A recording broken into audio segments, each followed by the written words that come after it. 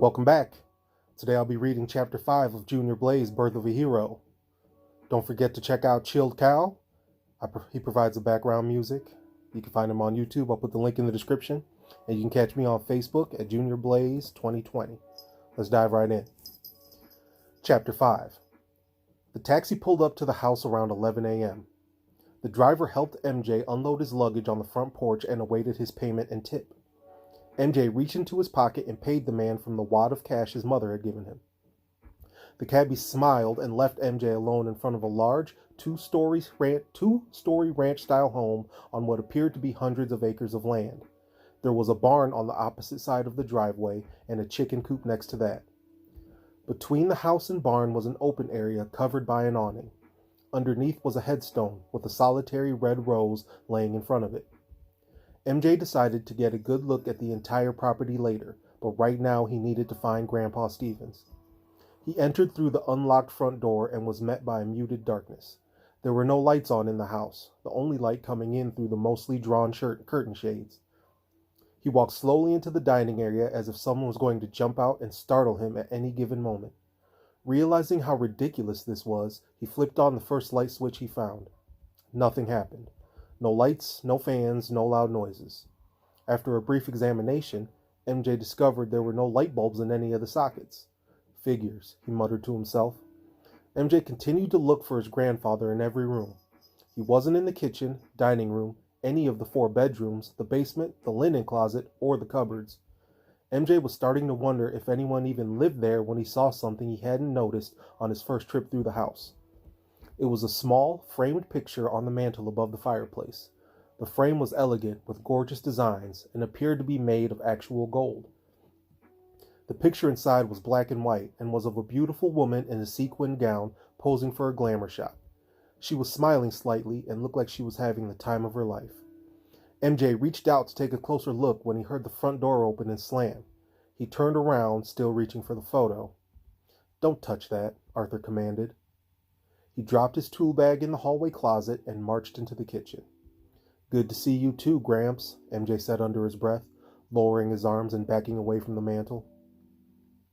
MJ followed Arthur as he walked into the kitchen, watched as he filled the glass with water directly from the tap and drank it in one gulp, and stood still like a statue in anticipation for his father's father to speak to him.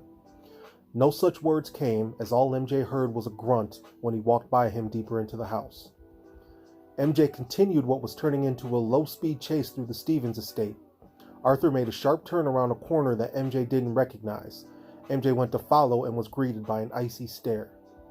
"Since I do not need my diaper changed," Arthur said through gritted teeth, "I prefer to use the bathroom alone."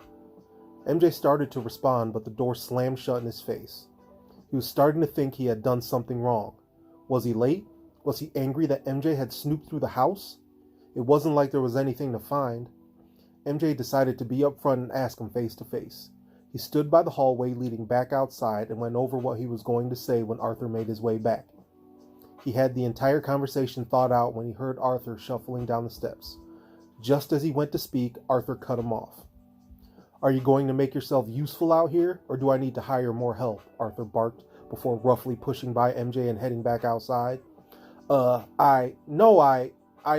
I can help," MJ shouted weakly behind him before awkwardly stumbling out the door. After a half day doing the most grueling manual labor he had ever done in his entire life, MJ was completely wiped out. The two didn't speak the entire time.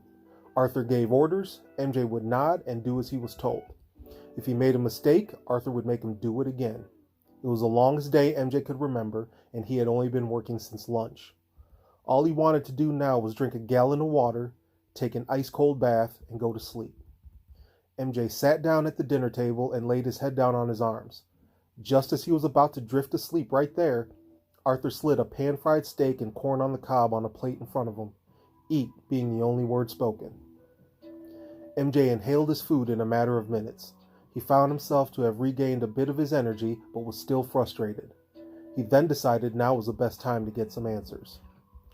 "If you don't want me here, then why did you invite me to stay?" asked MJ with a little more edge in his voice than he intended. "I didn't," replied Arthur, unfazed by the hostility. "Your father asked me." "My father? But why?" You should shower. Get ready for bed. Aren't you going to answer me? Maybe you should ask him. I'm here now asking you. I strongly suggest you change your tone, drop the subject, and get ready for bed.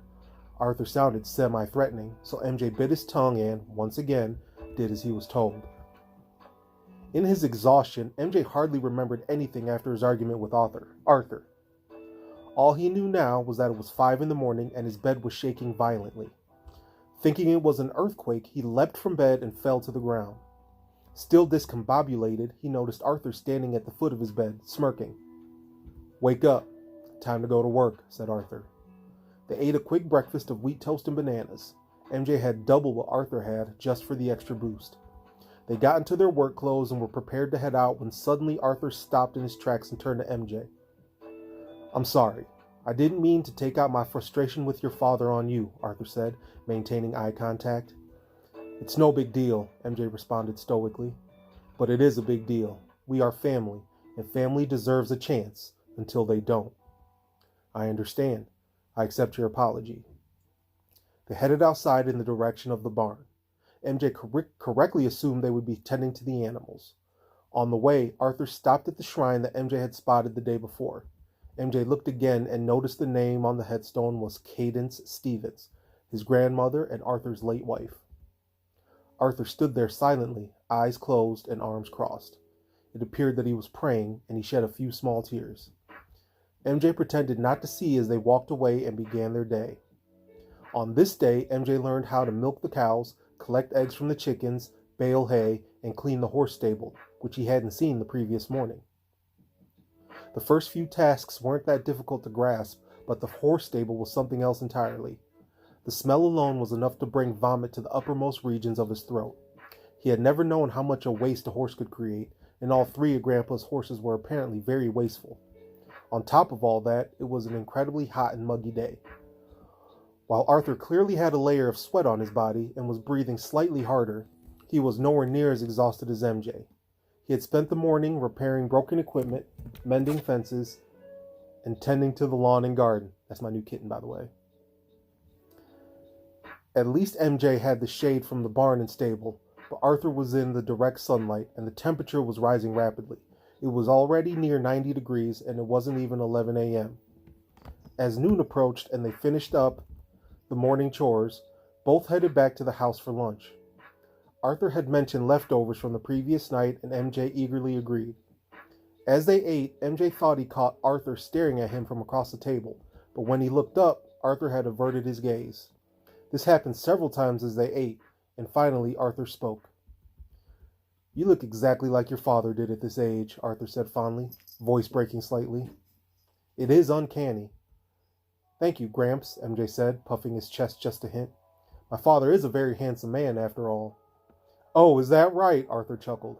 "Is that ego also genetic?" "You tell me. You raised him," MJ roared with laughter. Arthur continued to smile, but the sadness returned to his eyes. MJ, completely unaware, continued to laugh and joke.